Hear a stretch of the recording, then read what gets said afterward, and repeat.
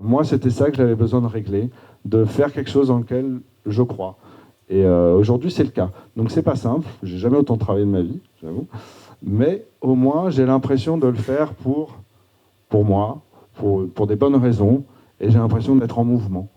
Et j'ai plus jamais cette impression de stagner intellectuellement. Voilà, j'ai 43 ans. Et j'ai fait un switch, moi, il y a 4 ans, ou du moins j'ai commencé à faire un switch il y a 4 ans, parce que je suis encore en cours de switch. Donc j'ai fait un peu comme toi, j'étais plutôt bon à l'école, un peu dans toutes les matières, mais sans avoir de talent dans une matière en particulier. Donc bon, j'étais pas brillant dans ci ou dans ça, donc j'ai fait une voie plutôt simple. Alors comme j'avais un parcours un peu atypique, parce que j'étais à l'étranger pas mal quand j'étais petit, j'ai fait une fac en Angleterre d'économie, je suis rentré en France et j'ai intégré une grande école de commerce à Paris. Et donc je suis diplômé de cette école de commerce. Donc jusqu'ici tout se passe bien, je me pose pas trop de questions, un peu comme toi, on est sur un bateau, ça se passe bien. Et finalement j'avais l'impression de prendre des opportunités par-ci par-là, ça se passait bien, mais je m'aperçois aujourd'hui que c'était plutôt de l'attentisme et que on prenait des décisions pour moi, le destin prenait des décisions pour moi.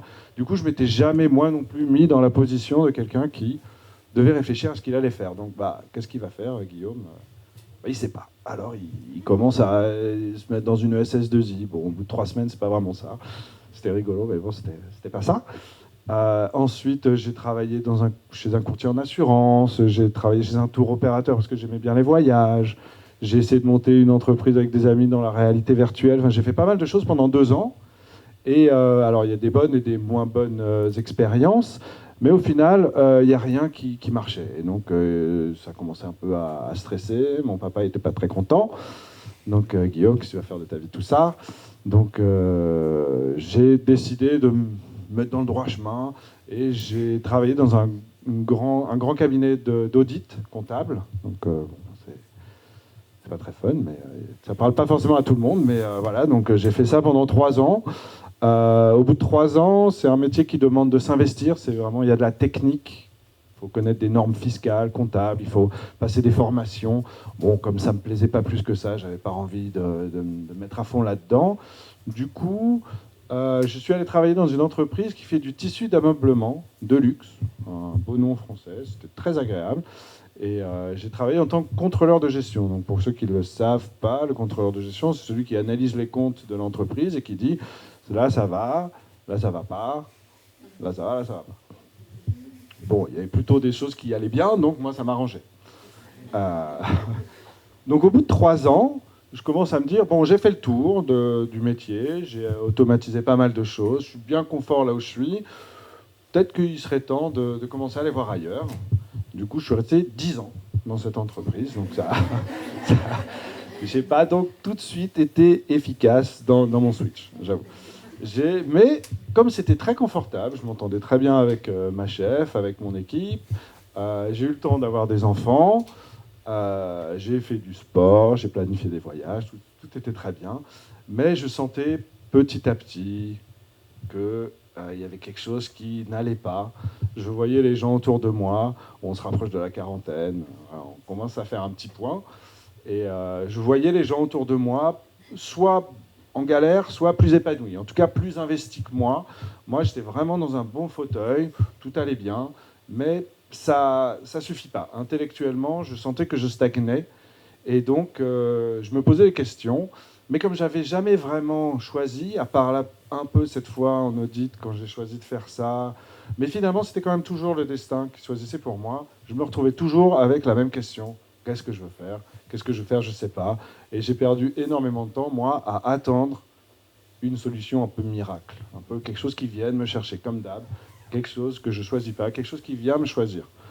Je pense que je ne dois pas être le seul, en fait, à attendre qu'on vienne nous chercher. Voilà. Mais c'est pas ce qu'il me fallait. Du coup, un jour, une amie me dit ah bah tiens, moi je fais un truc sympa et tout, ils sont violets, ils ont des photos sympas et tout. Va les voir, tu verras, peut-être ça te plaira. Bon, j'y vais.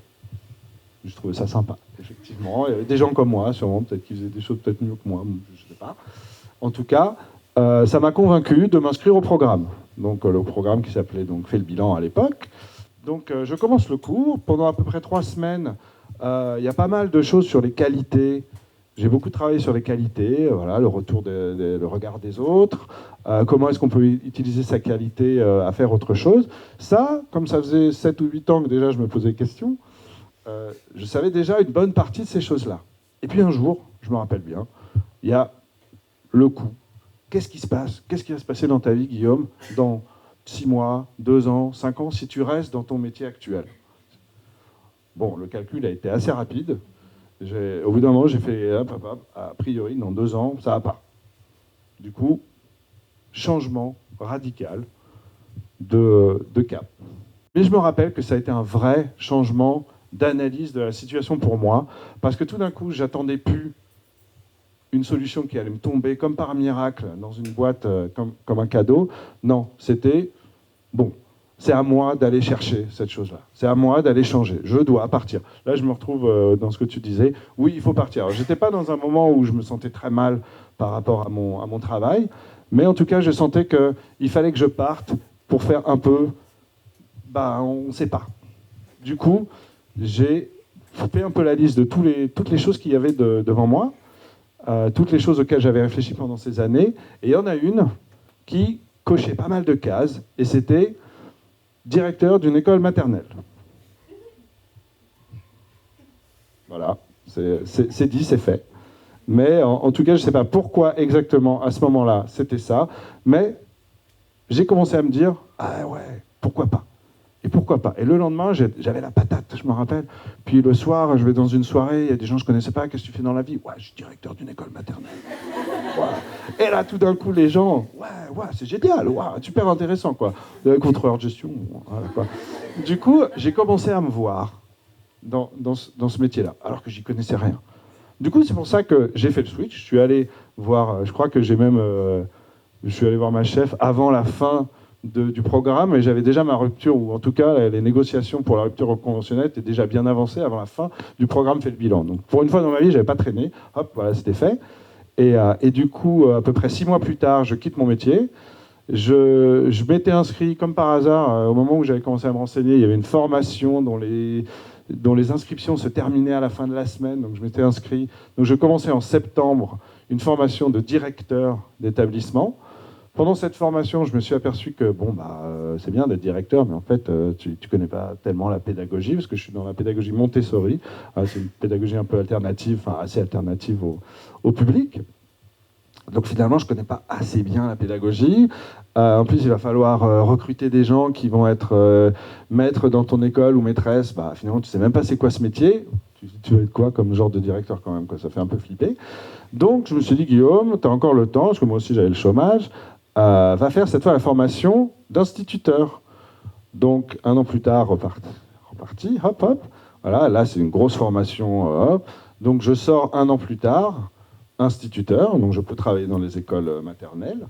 Et pendant, en fait, cette formation, je m'aperçois que c'est très théorique et qu'en fait, le métier repose quand même beaucoup sur passer 10 heures par jour avec des enfants qui sont comme ça et qui, en fait, vous crient dessus toute la journée, vous aiment beaucoup, mais bon, il y a plein de choses, voilà, ça se passe pas toujours comme prévu avec eux. Donc, c'est bien qu'on vous dise sur un papier ou sur un slide, voilà comment tu vas faire avec les enfants, c'est bien d'aller vérifier que ça marche ou pas. Donc, je me dis, je vais aller faire ça. Et donc, ça fait maintenant plus d'1 an, puisque là, j'ai fait ma 2e rentrée, que je suis donc instituteur en maternelle avec des enfants qui ont entre 3 et 5 ans. Et donc c'est pas facile tous les jours. Parfois je me demande pourquoi j'ai fait ça. Mais non, grosso modo, je suis très content de l'avoir fait. Je pense pas que j'ai fini, c'est pour ça que je dis que je suis toujours en switch, parce que je pense que mon projet c'est toujours d'être directeur d'une école. Mais là j'apprends, parce que j'ai recommencé à zéro, donc voilà, faut pas hésiter à se dire on s'y connaît dans certaines choses, mais on s'y connaît pas en tout. Et donc, je ne m'y connaissais pas là-dedans. Et donc, je suis content de faire ça. Je me suis beaucoup, beaucoup plus investi dans ce métier, je crois, en ce que je fais aujourd'hui. Avant, je ne m'investissais pas parce que pour moi, ça ne servait pas à grand-chose. J'aurais pu être très bien remplacé. Aujourd'hui, je me dis que ce serait dommage pour les enfants qu'ils aient quelqu'un d'autre que moi dans leur classe. Voilà. Ils me le disent aussi parfois. Hein. Bon, je les crois. Voilà, Donc voilà, j'ai cette impression que il faut aller le chercher, en fait, son switch. Et même s'il y a plein de situations qui sont similaires, on a quand même quelque chose à régler un peu avec soi-même. Et moi, c'était ça que j'avais besoin de régler, de faire quelque chose dans lequel je crois. Et aujourd'hui, c'est le cas. Donc c'est pas simple, j'ai jamais autant travaillé de ma vie, j'avoue. Mais au moins, j'ai l'impression de le faire pour moi, pour des bonnes raisons, et j'ai l'impression d'être en mouvement. Et j'ai plus jamais cette impression de stagner intellectuellement. Voilà, donc je remercie Switch Collective parce que ça m'a permis d'avoir ce déclic au moment. J'avais pas prévu qu'il arrivait, mais il est arrivé. Voilà.